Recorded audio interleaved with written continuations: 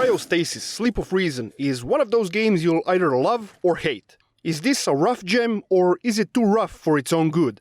Stick with this review to find out. Cryostasis Sleep of Reason came out in 2009 exclusively for the PC. Microsoft Windows to be precise. I'd like to say it made a big impact in the world of video games, but sadly it didn't. It's a surprising title. You rarely see games coming out exclusively for the PC. There are games like this, but they are very rare. The biggest problem with Cryostasis is that it ran like an utter dog at the time of its release. It was a very demanding game. Luckily, it's now an old game, so you can play it with all of its bells and whistles. You would think that, but we'll talk about that later. So what's this game about? Cryostasis takes place in the 80s on a Russian nuclear-powered icebreaker called the North Wind. You play as a meteorologist named Alexander Nestorov, and you're supposed to come aboard the ship, but after arriving, you then find out that the ship has been a shipwreck since 1968, and the whole crew have gone through bizarre mutations and transformations. You have mental echoes throughout the game. Basically, you can alter the events through this mechanic and reverse the fate. It's a cool mechanic.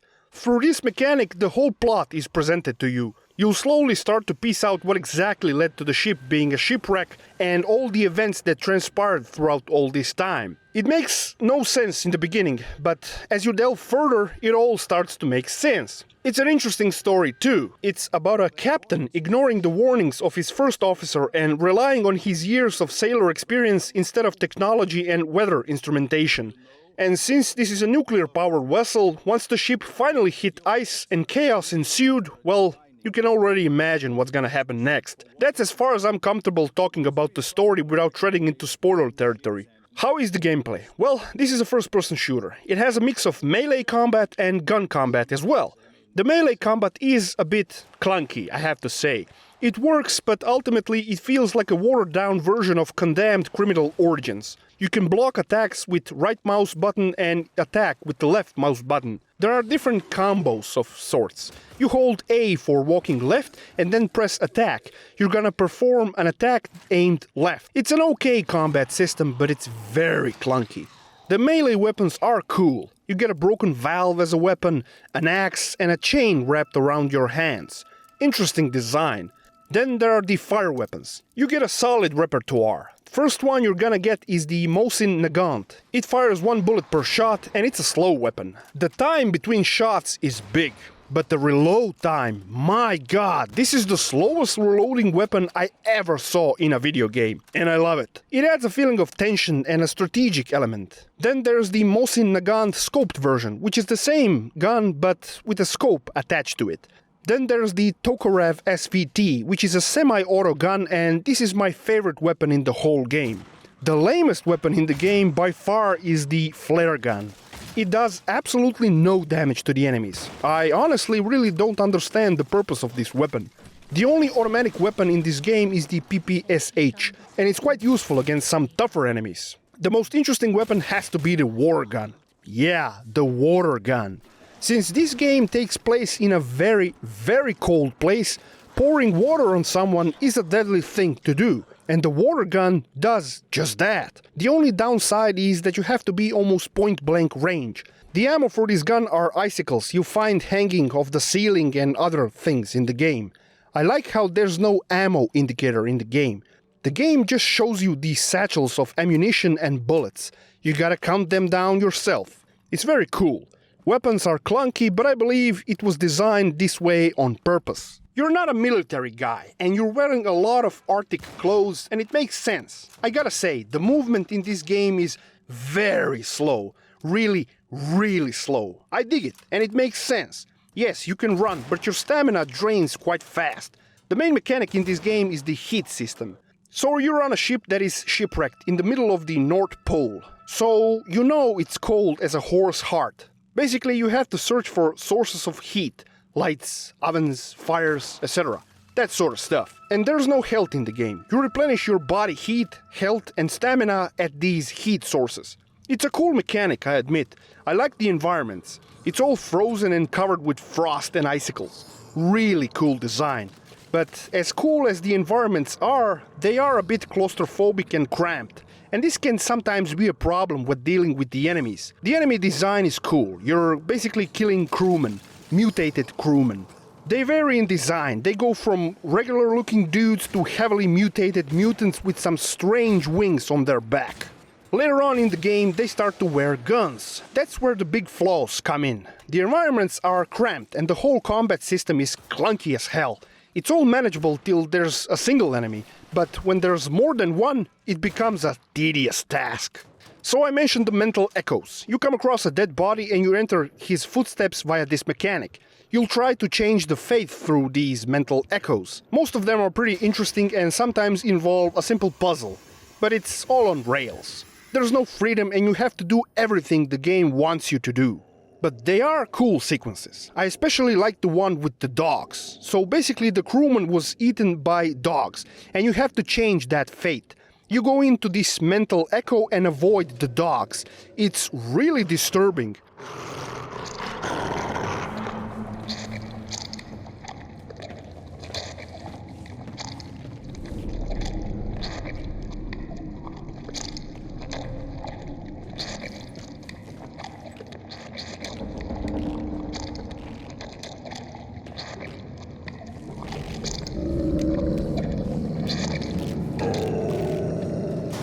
Some people are classifying this as a horror game. Well, I would disagree. It's more of an atmospheric action game with elements of horror. When this game came out in 2009, it was a stunning looking game, but it also ran like a dog on machines of that time. It was a very unoptimized game. I remember back in the day I came to a friend's house and he was playing this game, and he had a beastly rig for that time. It ran at 20 frames per second. It was that bad. I think the game holds up today, graphically speaking. Everything is sprinkled with frost and it adds to the immersion. The textures are sharp and can still pass today. It's a really good looking game, even if it's 11 years old. I adore the physics system in this game. Everything moves around boxes, oxygen tanks and other inanimate objects. I love it. I'm a sucker for game physics. So the performance. Since this is an 11-year-old game, you'd think this wouldn't be an issue to run on any modern rig, right? Well, boy, you're wrong. I first booted the game and set everything on max, and it was a slideshow. I was getting 15 frames per second. I was shocked. So I thought this is maybe because I'm playing the game on an AMD card. Remember, this game uses the physics API by NVIDIA. So I turned that off. It didn't improve anything. I had to Google what was going on because the game was unplayable in this state. I found out that you have to turn off NVIDIA physics and also switch to using shader model 3.0. 4.0 shader model causes these performance issues.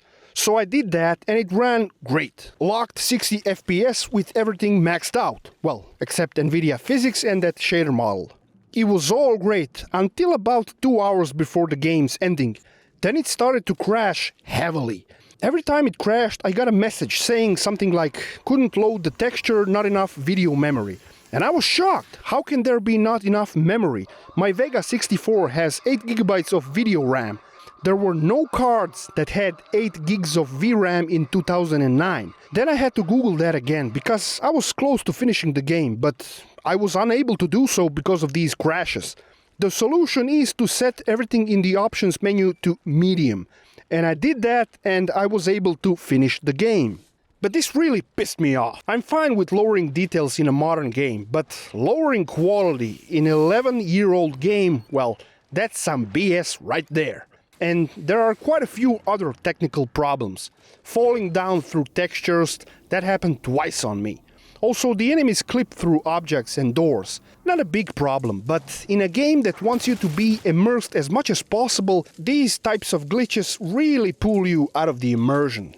So, should you play Cryostasis if you haven't already? Well, I think it's worth playing. It's a slow-paced atmospheric game with unique mechanics and it really has an interesting story. It's an 8-hour-long journey through a big wrecked and sunken ship. If you can overlook some of the technical problems and some jank in the combat, I think you're gonna really enjoy this game. If I had to give a score to this game, I'd give it 7.2 out of 10.